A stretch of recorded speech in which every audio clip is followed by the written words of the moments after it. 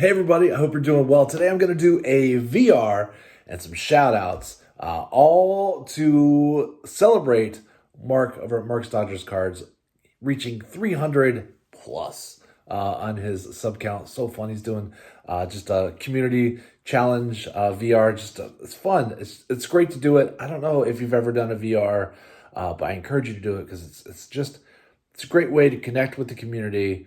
Also, I've said it before, it's just fun to have a few minutes to go through your collection. I think a lot of times we put stuff in binders or boxes and we know it's there, but it's kind of nice to pull it out and look at it. Today, what he's asking us to do is to talk about the Hall of Very Good, those guys who are probably never going to get into the Hall of Fame, who are on your favorite team. Of course, I'm a big Texas Rangers fan. I should be wearing a Texas Rangers hat, but you know what? My wife got me this hat like a year ago, and I've never worn it, so I'm going to wear it today. It is my alma mater, the Mean Green, North Texas. Gotta love it. It's nice. Side note, if you or somebody you know that you're buying a hat for, and they're bald like me, really you gotta touch the inside of those hats, because I've never noticed how scratchy hats can be until I lost all my hair. There we go. There's your PSA for today. So we're gonna talk about the Hall of Very Good. I'm gonna do a few shout outs. We asked for 3, so I've limited it to 3. So here we go. First up for my Hall of Very Good is Charlie Huff. And you're like, why are you even talking about Charlie Huff? Let me just talk about it really quick. Played from 1970 to 1994. He's probably still playing somewhere under an alias. Probably looks just like that, throwing that knuckleball, just crushing batters and really aggravating catchers who are trying to catch it. All-Star only once in 86. He is in the Texas Rangers Hall of Fame, which is always fun for me.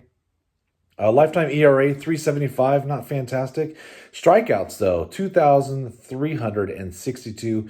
Win-loss, 216 and 216, a perfect 500 average.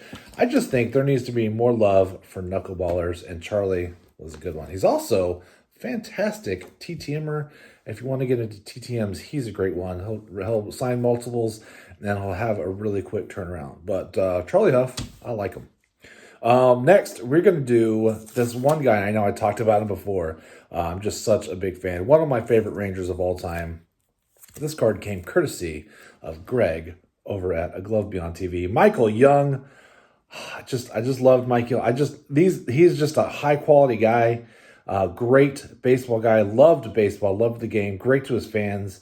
I have zero negative things to say about Mike. I just think he's wonderful.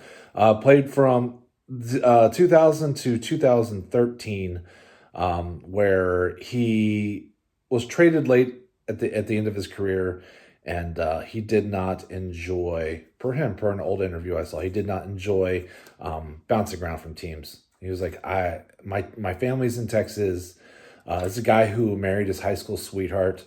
Never heard any controversy around him doing things that he shouldn't be doing, even as a young ball player. They tend to go a little crazy when those checks start rolling in, but this wasn't one of them. Family man, just down to earth.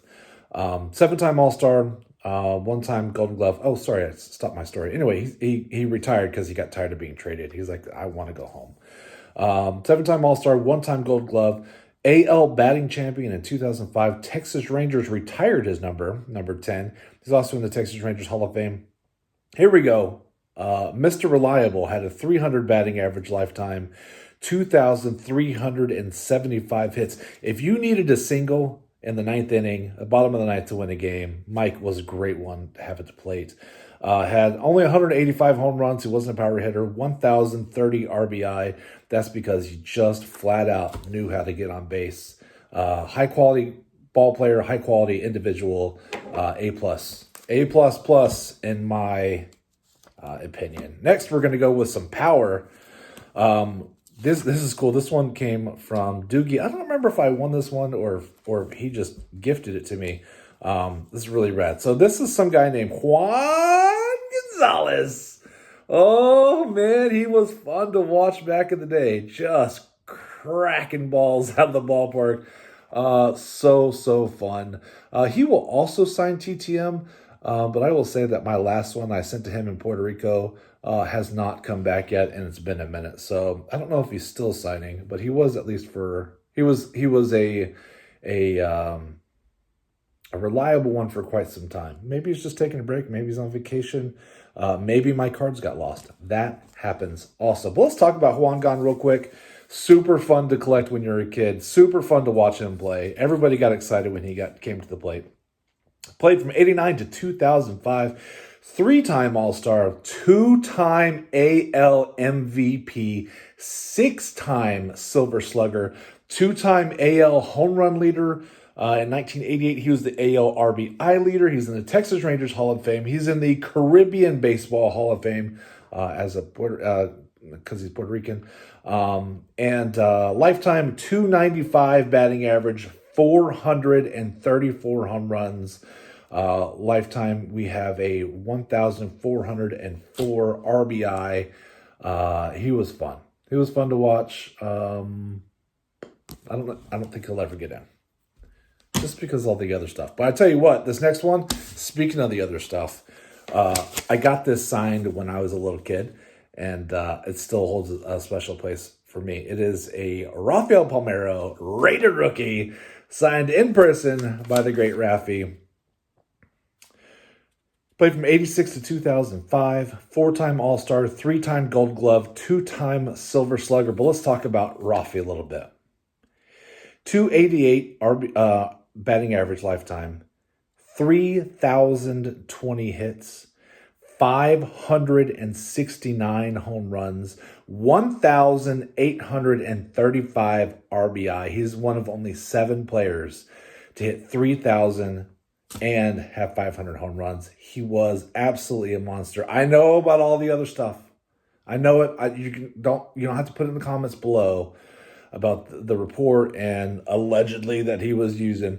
I will say that the Hall of Fame is going to have to figure out what to do because there are guys that are sitting on the sidelines that their numbers are undeniable. In fact, if you were denying Sammy Sosa and Mark McGwire, but I mean, in my estimation, that their home run race, and I realize they're both juicing, probably saved baseball. I think everyone is so mad at baseball that brought back the excitement. And how do you keep those guys out? How are you going to keep A-Rod out? I mean, I don't like A-Rod as a person, but his numbers are amazing. I just don't know. I think how you keep Barry Bonds out. Barry Bonds is one of the best baseball players to ever play the game. You're going to keep him out. He didn't need to do it. I know.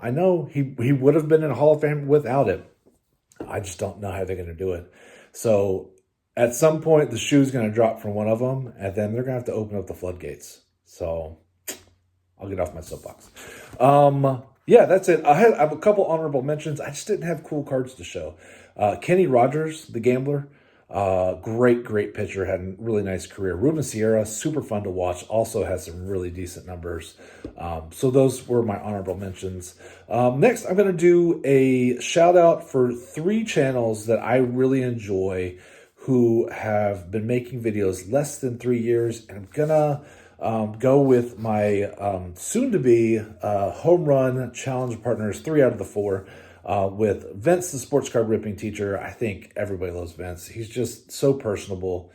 He does videos at least Monday through Friday when he's at school. Not so much when the school's out, but I love it. He's just taking a break, let the kids go to lunch, and where he is in his office or in the classroom, and just taking a minute to relax, decompress. And that's really what the hobby should be about. It's about enjoying yourself. And I think Vince does a great job of not only just showing an assortment of cards, but being a great community person. When I was talking about Michael Young being a high quality person, I think these 3 people are high quality people as well. Vince is wonderful. Doogie over at Doogie's Digga, awesome. Again, another just high quality person. He doesn't make as many videos lately as he used to, but he still does lives. I really like it when he does stuff with Lucas, his youngest son. It's just fun. It's just fun to see the father-son interaction. Mostly baseball is what he's ripping, and he just has fun with it. And then BC, Bart over at BC Sports Cards, again, just super fun. I have to throw at least somebody in there that has a beard, right? It's the bearded bros got to stick together. But Bart is just a great guy. I probably talk to those three and Cards by Mark, I don't know, every day, probably every day. And I'm so grateful that the community is what it is. Because I mean, it's been a joy to meet y'all. It's been fun to be a part of the community and just to meet so many wonderful people. There are wonderful people out there. There are some that I think nope, not going to go there. I'm not going to go there. We're going to stick with just the positive people today. And I love that about the community. I'm going to go and end it there. Go Rangers. There's not very many Rangers fans. It's hard to be a Rangers fan. Even when they won the World Series, not enough bandwagon fans. We were opening the floodgates for bandwagon fans, and they're still like, I don't know. It's Texas. It's hot. Yeah. We got an indoor stadium now. There's air conditioning. Drink enough $8 beers, we don't worry about it. But I digress. That was fun. So just shout out to Mark over at Mark's Dodgers Cards. Thank you for a great excuse to pull out some of my autographs, and shout out some wonderful people in the community. Congratulations on your sub goal and or milestone. And this has been fun. So thank you so much, and I'll talk to y'all later. Bye.